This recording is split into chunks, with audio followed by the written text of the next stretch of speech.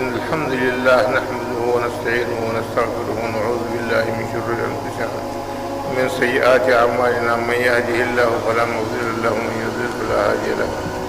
وأشهد أن لا إله إلا الله وحده لا شريك له وأشهد أن محمدا عبده ورسوله. أما بعد فإن خير الكلام كلام الله وخير الهدي هدي محمد صلى الله عليه وسلم وشر الأمور محدثاتها وكل محدثة بدعة وكل بدعة ضلالة وكل ضلالة في النار.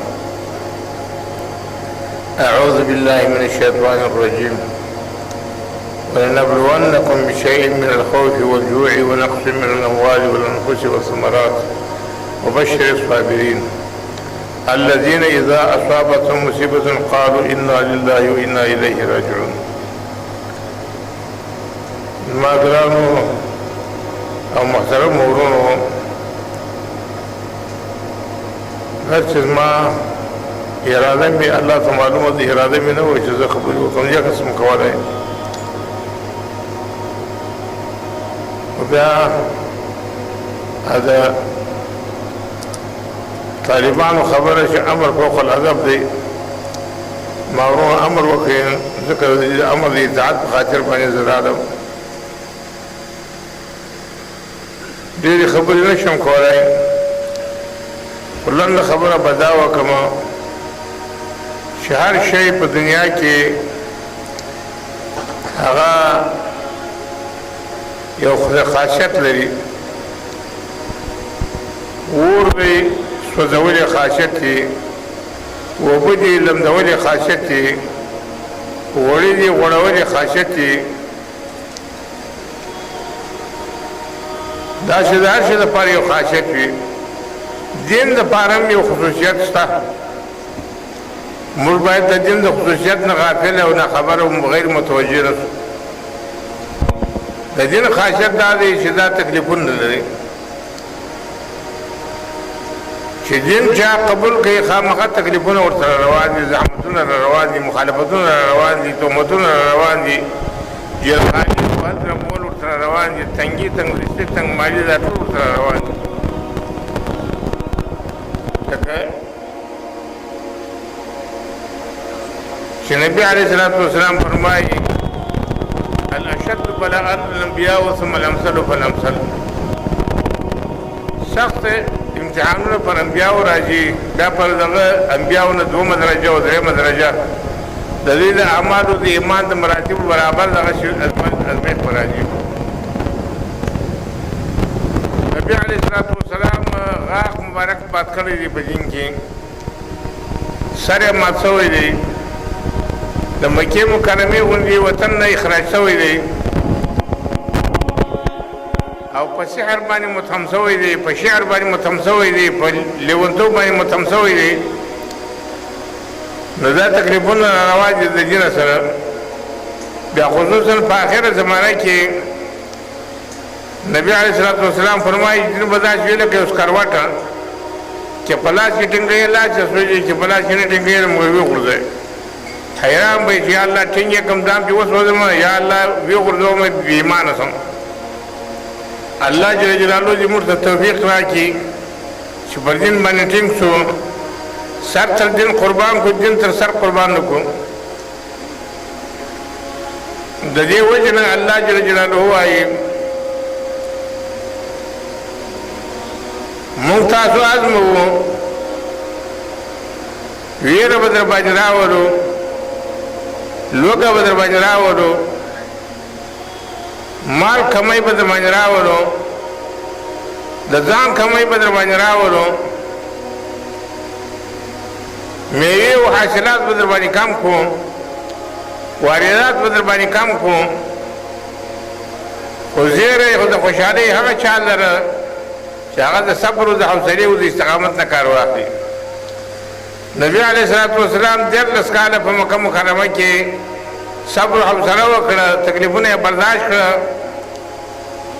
د خلکو کنځلې یې برداشت کړې.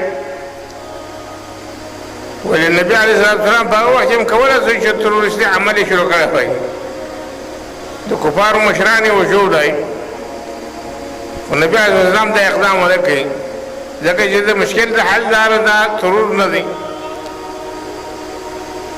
صبر او حوصله وکړه د صبر او حوصله په نتیجه کې الله جل جلاله ورته مدینه منوره کې پایتخت مقرر کړي، پایتخت جوړ کړي او حکومت جوړ کړي، اسلامي حکومت قائم شو. نو د دین خاصیت مطلب دا و چې دین خاصیت دا دی سوځول کوي، که اوبه لمدول نه کوي نو هغې ته اوبه نه وایي خلک، که اور سوځول نه کوي نو هغه ته اور نه وایي، که غوړ غوړول نه کوي نو هغه ته غوړ نه وایي. نو دین چې څوک دعوه کوي دون په ځان کې راولي خامخا به تکلیفونه برداشت کوي. الله دې موږ د تحمل د مشقاتو په مقابل د دین کې توفیق راکړي. الله دې موږ سره کومک وکړي.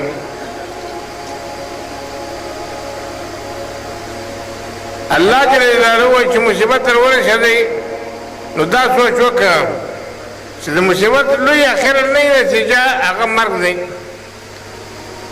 لوی مصیبت مرګ دی. فاصابتکم مصیبت الموت. او د مرګ داسې یو مصیبت دی چې په دې باندې جهان خلاصېږي نه، دنیا خلاصېږي نه، بلکې دا وصول دی الله ته، خپل محبوب ته، خپل خالق سره یو ځای کېدل دي، ملاوېدل دي. نو په خوله باندې باید مونږ دا چغه وکړو چې انا لله و انا الیه راجعون. مونږ الله لره وو، الله له ورتلونکي یو.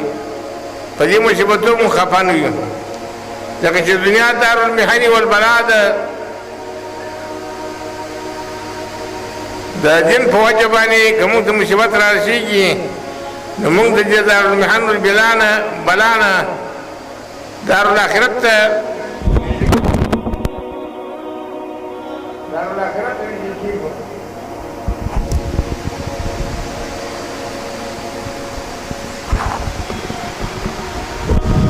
دار القرآن کریم کې الله وایي ام حسبتم ان تدخلوا الجنة ولما يأتكم مثل الذين خلوا من قبلكم مستهم البأساء والضراء وزلزلوا حتى يقول الرسول والذين آمنوا متى نصر الله الا ان نصر الله قريب. ستاسو دا خیال دی چې زر خو پیدا کوي نو یو میاشت به مزدوري کوي او زر روپۍ چې وکتلې هغې باندې یوه لوټه غوړي هم نه کېږي. نو چې د یوې لوټې غوړي دپاره یوه میاشت تکلیف وباسې او زر روپۍ پیدا کړې نو وایي تنخوا مې نن واخېسته خوشحاله یې پرې ته وایې. نو ستا څه فکر دی چې جنتونو حورې غلمان به ګټې او داسې اوار به ناستې تیار به ناستې خېټو خېټو به کېږي او دا به وایې چې ما ایمان راوړی دی.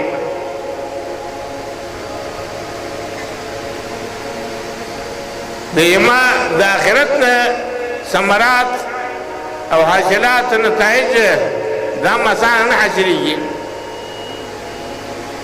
ایا تاسو ګمان کوئ چې تاسو به جنت ته په خالي دې خبره باندې زه مسلمان یم جنت ته روان یم؟ دا خبره غلطه ده. خالي ایمان دعوی باندې جنت ته نشي تللی.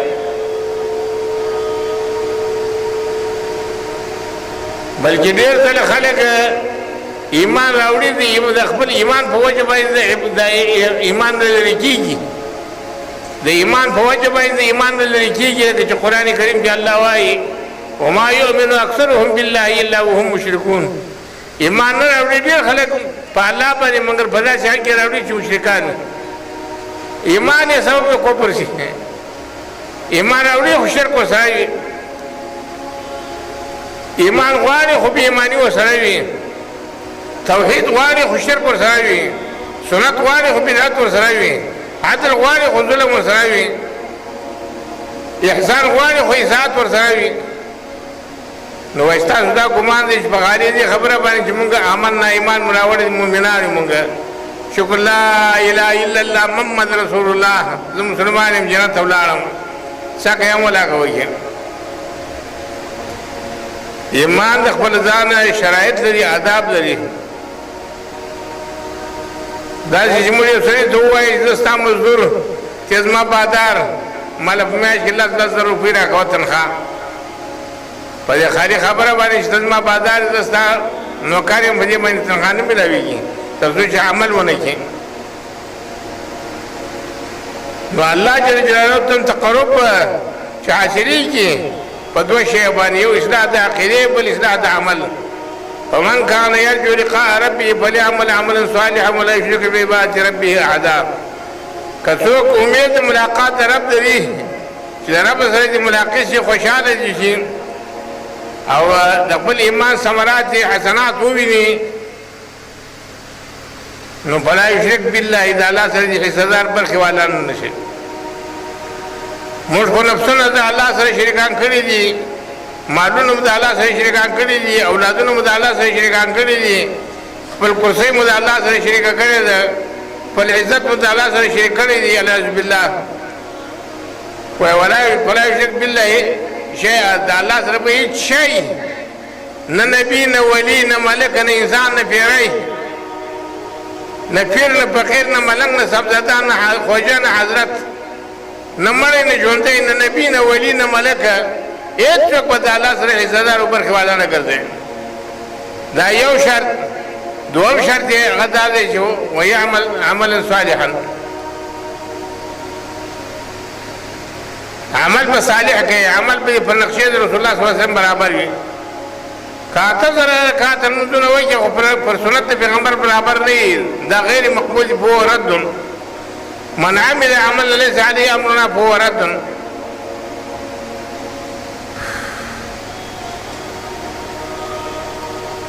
زما ورونو، زړه مې غواړي چې د سبا ماښام سره وغږېږم، خو وخت او وضع موافقه نه کوي راسره. ستړی شم، خبره رانه هېره شي. خبره بیا لنډومه، ختموم یې. دنیا کې د مشرکانو عقیده دا وه چې سړي به تکلیف ورسېدی نو دوی به وایي چې دا پر غلطه دی، ناحقه دی. ځکه که ناحقه نه وای نو ولې په دې مصیبت اخته کېدی؟ دا غلطه ده، بلکې په مصیبت اخته کېده دا مکفر د ذنوبو دی، دا مطهر من معصیت د ګناهونو دی. انسان د ګناهونو پاکېږي. الله جل جلاله د زموږ مصیبت زموږ لپاره کفاره او طهارت وګرځوي. الله دې موږ په دغه لار برابر کړي چې د الله رضا وي، د محمد رسول الله تابعداري وي. نو دنیا تېرېدونکې ده، که پاک په نعمت کې پاچاهان هم ځي د دنیا نه، انبیا هم ځي د دنیا نه، ملایک هم روان دي د دنیا نه، هغه هم د هغو دپاره دنیا ابدي نه ده، زموږ دپاره هم نه ده. الله دې موږ د رسول الله صلی الله علیه وسلم په طریقې باندې برابر کړي. الله دې موږ خاتمه پر ایمان باندې وکړي. الله دې مسلمانانو مریضان ته صحت کامل ورکړي. الله دې مسلمانانو بندیان ته خلاصي ورکړي. ټول دې الله د بندیان د جیل نه خلاص کړي. الله جل جلاله دې مسلمانانو مسافر صحیح سلامت خپل کورو ته راولي. اقول قولي هذا واستغفر الله لي ولكم. استغفروا من ذنوبكم.